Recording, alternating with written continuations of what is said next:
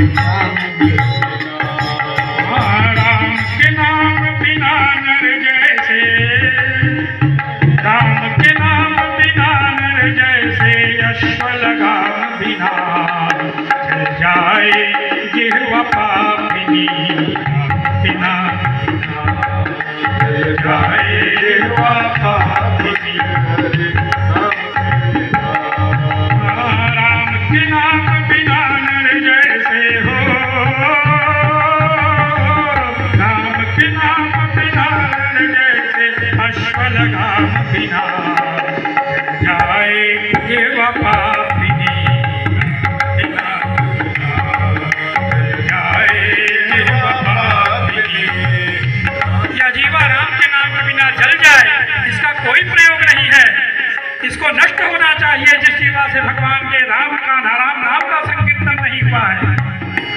आगे लिखते हैं, अरे क्षत्रियान बिना विप्र ज्ञान बिना घर संस्थान बिना, क्षत्रियान बिना विप्र ज्ञान बिना घर संस्थान बिना, देह प्राण बिना हस्तदान बिना भोजन मान बिना, देह प्राण बिना हस्तदान बिना भोजन मान बिना, जैसे पूत पिता के ही ना हो, जैसे पूत पिता के ही ना, अश्वलगाम बिना चल जाए जिह्वा पापिनी, राम के नाम चल जाए जिह्वा पापिनी, राम के बिना, राम के नाम बिना नर जैसे हो,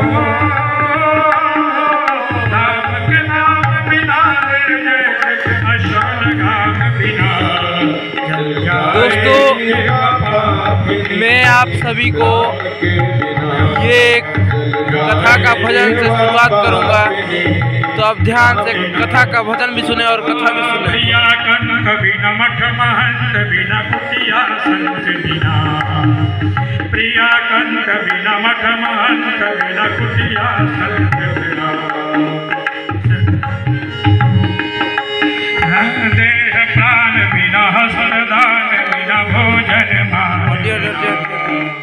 देह प्राण बिना हस्तदान बिना भोजन मान बिना, जैसे पूत पिता के ही ना हो, जैसे पूत पिता के ही ना, अश्वलगाम बिना चल जाए जिह्वा पापिनी, बिना बिना चल जाए जिह्वा पापिनी, राम के बिना चल जाए जिह्वा पापिनी, राम के बिना चल जाए जिह्वा पापिनी, राम के बिना।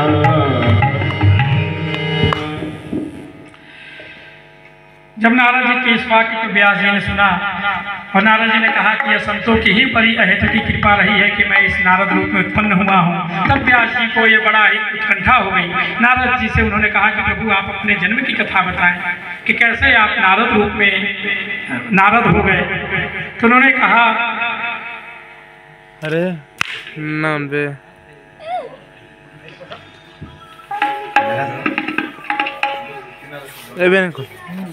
चले तो वहाँ पे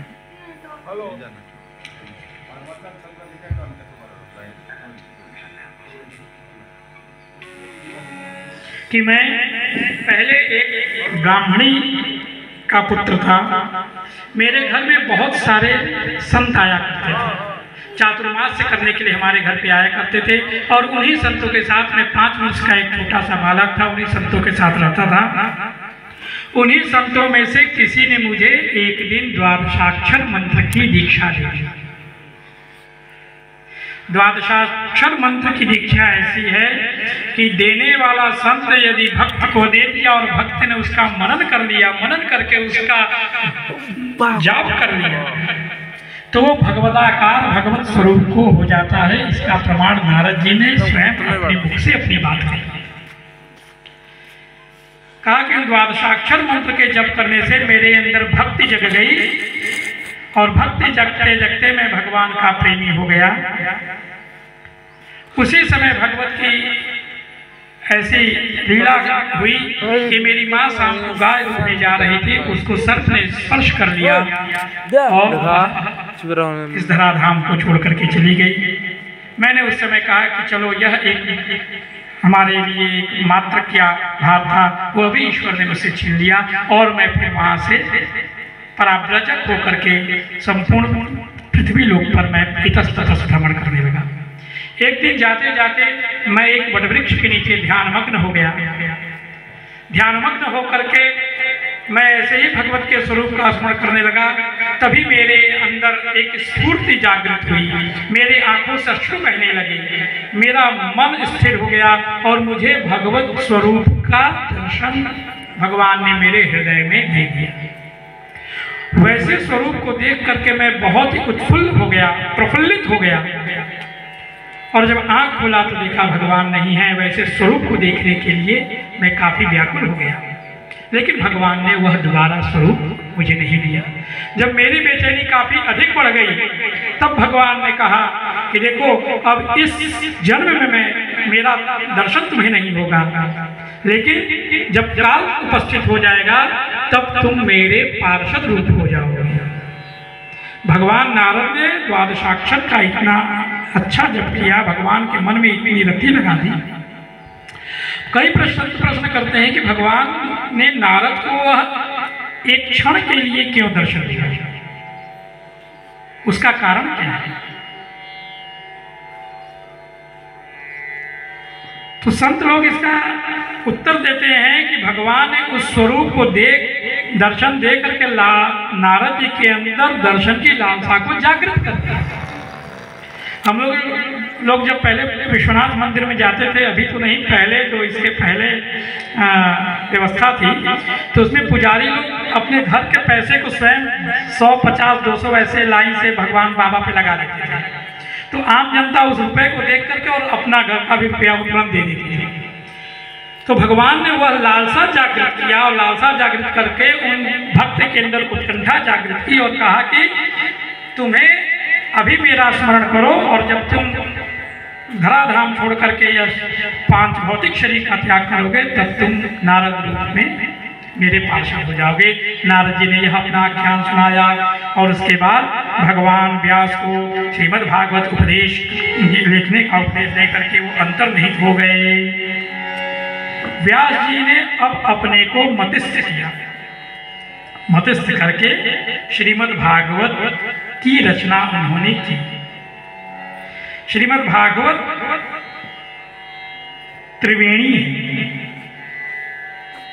जैसे प्रयाग, तीर्थराज प्रयाग में गंगा, यमुना और सरस्वती का समागम हुआ है, उसी प्रकार इस श्रीमद् भागवत में गंगा, यमुना और सरस्वती का समागम हुआ है। कैसे? बद्रिकाश्रम के पास सरस्वती नदी के तट पर व्यास जी ने इस ग्रंथ की रचना की।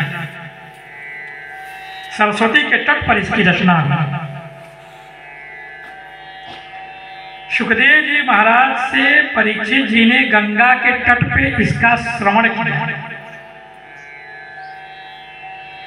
और यमुना जी के तट पर भगवान कृष्ण के किए चरित्र का वर्णन इसमें है। त्रिवेणी हुई कि नहीं हुई?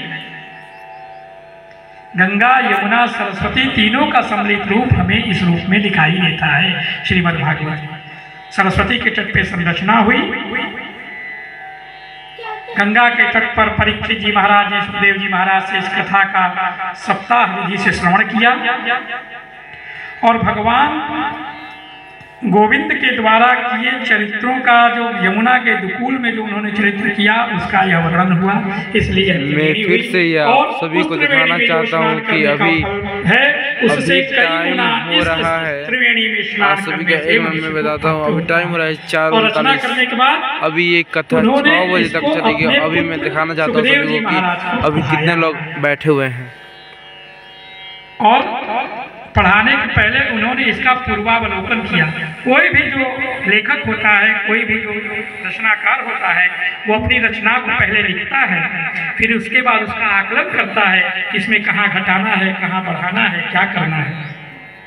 तो व्यास जी महाराज ने श्रीमद् भागवत को लिखा, फिर उसमें संशोधन किया, फिर अपने पुत्र को इसका पाठ पढ़ाया, और पाठ पढ़ाने के बाद इस श्रीमद् भागवत का इस आम भक्तजनों के मध्य हुआ। इसका प्रथम पाठ श्री परीक्षित जी महाराज जी ने सुखदेव जी महाराज से कहा।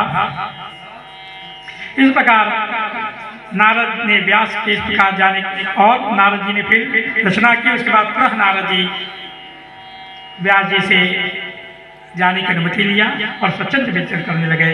क्यों? अहो, कह रहे हैं, अहो देवर्षि धन्योयम यत् कीर्तम शार्ग धन्वनः। नारद जी का श्रीमद् भागवत के रचना में सबसे बड़ा योगदान रहा है, क्योंकि नारद जी नहीं आते तो व्यास जी को उद्बोधन नहीं होता, और व्यास जी को उद्बोधन नहीं होता तो इतना बड़ा ग्रंथ हमें नहीं मिलता। मैं आज का वीडियो मिलता तो मनुष्य पार्ट 1 का यहीं तक समाप्त करता हूँ, और अब आगे पार्ट 2 में देखिएगा।